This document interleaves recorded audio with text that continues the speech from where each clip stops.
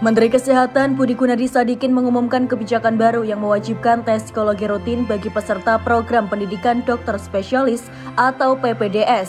Langkah ini diambil sebagai respon terhadap kasus kekerasan yang melibatkan dokter residen, termasuk insiden oleh peserta PPDS Anestesiologi Universitas Padjadjaran atau Unpad di Rumah Sakit Hasan Sadikin atau RSHS Bandung. Kasus yang mencuat pada awal April 2025 melibatkan Priguna Anugrah Pratama atau PAP, seorang dokter residen PPDS Anestesiologi FK Unpad yang diduga anak pasien di RSHS Bandung. Kementerian Kesehatan atau Kemenkes merespon dengan meminta RSHS menghentikan sementara program residensi PPDS Anestesiologi dan Terapi Intensif untuk evaluasi menyeluruh. Menkes Budi Gunadi Sadikin menyatakan bahwa mulai sekarang, semua peserta PPDS diwajibkan menjalani tes kesehatan mental sebelum masuk program dan secara berkala setiap tahun. Kebijakan ini bertujuan untuk mendeteksi dini potensi gangguan psikologis yang dapat mempengaruhi perilaku profesional tenaga medis. Budi menyampaikan dalam konferensi pers di kantor Kementerian Kesehatan pada Senin 21 April 2025 bahwa para calon peserta pendidikan dokter spesialis diwajibkan untuk mengikuti tes psikologi saat proses rekrutmen. Lebih lanjut, Budi meminta agar proses rekrutmen dilakukan secara transparan sehingga tidak ada referensi kasus yang mengakibatkan salah memilih dokter.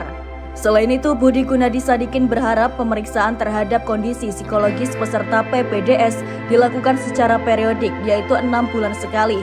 Dengan demikian, ia berpendapat tekanan besar terhadap mental peserta PPDS bisa terdeteksi. Kami juga ingin memastikan bahwa setiap 6 bulan harus dilakukan screening psikologi sehingga kondisi kejiwaan daripada peserta diri ini bisa kita monitor dengan rutin, ungkap Budi. Kemenkes juga akan mengevaluasi tata kelola pelayanan dokter residen di rumah sakit. Saat ini terdapat dualisme pengawasan antara institusi pendidikan dan rumah sakit yang dapat menimbulkan celah dalam pengawasan. Dalam waktu 1 bulan, Kemenkes berencana menyusun regulasi baru untuk memperjelas tata kelola dan pengawasan terhadap dokter residen. Dalam beberapa waktu terakhir, setidaknya ada 4 kasus pelecehan dan atau kekerasan melibatkan PPDS di Bandung, Garut, Malang, dan Jakarta. Para pelaku sedang diproses etik dan hukum. Budi Gunadi Sadikin adalah seorang tokoh profesional Indonesia yang saat ini menjabat sebagai Menteri Kesehatan Republik Indonesia. Ia lahir pada 6 Mei 1964 di Bogor, Jawa Barat. Meskipun tidak berasal dari latar belakang medis, Budi dikenal memiliki pengalaman luas di bidang fisika, nuklir, dan perbankan. Ia menyelesaikan pendidikan sarjana di jurusan Fisika Nuklir Institut Teknologi Bandung atau ITB dan kemudian mengikuti berbagai pelatihan manajemen dan keuangan di luar negeri, termasuk di Tokyo dan Singapura.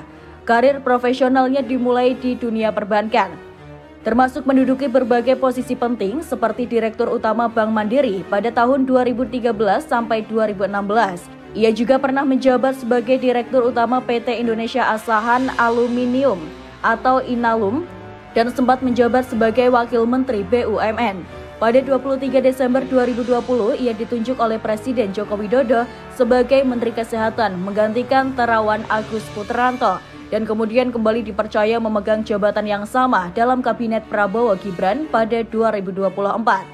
Sebagai Menteri Kesehatan, Budi dikenal membawa pendekatan manajerial dan teknologi ke sektor kesehatan Indonesia, termasuk dalam penanganan pandemi COVID-19 dan transformasi digital kesehatan profesional.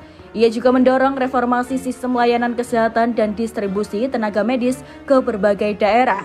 Kombinasi latar belakang teknis dan pengalaman manajemen menjadikan Budi salah satu menteri yang dipandang mampu menjembatani tantangan birokrasi dan kebutuhan masyarakat di bidang kesehatan.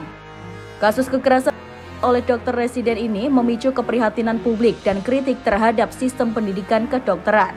Anggota DPR Deddy Mulyadi menilai bahwa kasus ini mencoreng institusi pendidikan dan pelayanan kesehatan, serta merusak kepercayaan publik. Ia juga menekankan perlunya hukuman tegas dari pihak universitas. Sementara itu, Kementerian Pemberdayaan Perempuan dan Perlindungan Anak atau PPA menekankan pentingnya perlindungan dan pemulihan bagi korban.